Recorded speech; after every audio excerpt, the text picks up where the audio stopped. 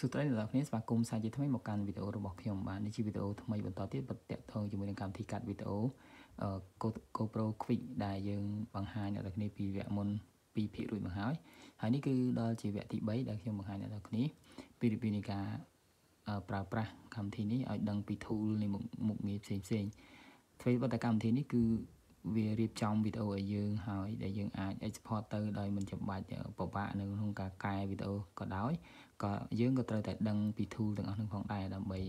មានកន្លែងខ្លះក៏យើងចង់ធ្វើការកែដោយផ្ទាល់ដៃអីចឹងគឺយើងអាចកែបានអញ្ចឹងនៅក្នុងវីដេអូនេះគឺខ្ញុំបង្ហាញអ្នកនរគ្នាពីភាគនីមួយៗក្នុងការស្គាល់ពី tool ទាំងអស់ហ្នឹងហើយដើម្បីធ្វើការកែប្រែtool ក្នុងការកែប្រែ effect ទាំងអស់ហ្នឹងរៀបវីដេអូរបស់យើងឲ្យត្រូវតាមការចង់បានរបស់យើង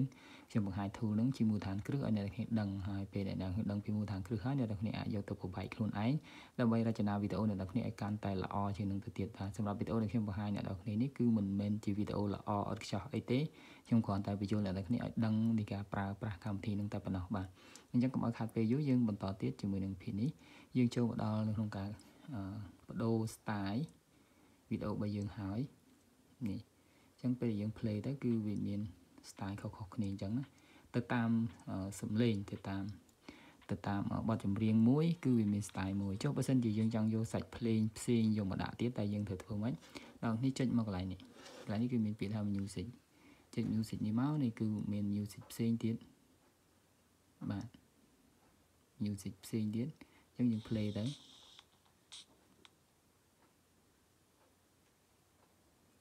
បាទ music ផ្សេងទៀតប៉ុន្តែបដូរទៅ music ទេតែ style អត់ដូរទេអញ្ចឹងបងប្អូនឲ្យតន់ណា style ហ្នឹងគឺនៅតែ style ហ្នឹងដដែលបើន័យថា effect animation ដែល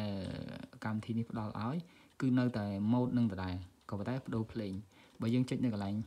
theme នេះអញ្ចឹងយើងចុចមួយនេះគឺវីដេអូដូរ style ដូរភ្លេងដែរអញ្ចឹងបើសិនឧទាហរណ៍ថាអ្នកនរគ្នាស្រឡាញ់ style ហ្នឹងណាស្រឡាញ់ style នេះប៉ុន្តែអ្នកគ្នាអត់ចង់យកភ្លេងហ្នឹងទេចង់យកភ្លេងផ្សេងអញ្ចឹងយើងចុចមកកន្លែង style ហ្នឹងត្រូវហើយយើងចុចកន្លែងភ្លេងនេះហើយយើងមកដូរភ្លេងនៅកន្លែងនេះបាទអញ្ចឹង style នៅដដែលគាត់តែដូរភ្លេងប៉ុន្តែគ្រាន់តែ style ហ្នឹងវាធ្វើឲ្យរៀង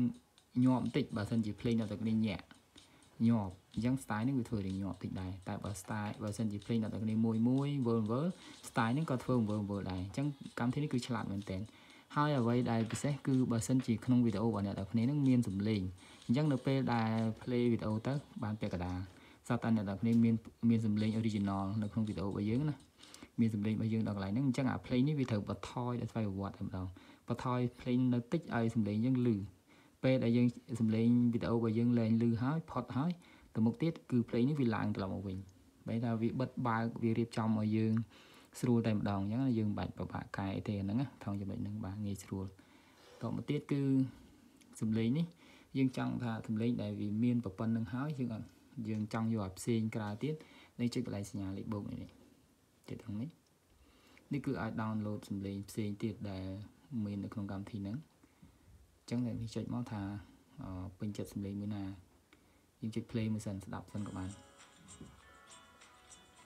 ទីចុចស្ដាប់ចឹងហើយយើងស្រឡាញ់យកសំឡេងនេះចុចកន្លែងសញ្ញាលេខបូកនេះអញ្ចឹងសំឡេងនេះគឺ download មកនេះបាទ download មកហើយនៅណា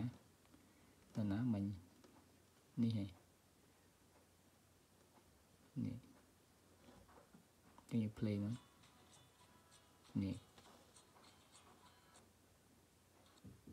សំឡេងហ្នឹងបាទនេះគឺយើង download មកមិញបើមិនយើងសម្រាប់ថាយកយើងចុចគ្រីមកអញ្ចឹងសំឡេងហ្នឹងគឺវាជាប់មួយវីដេអូហ្នឹងវា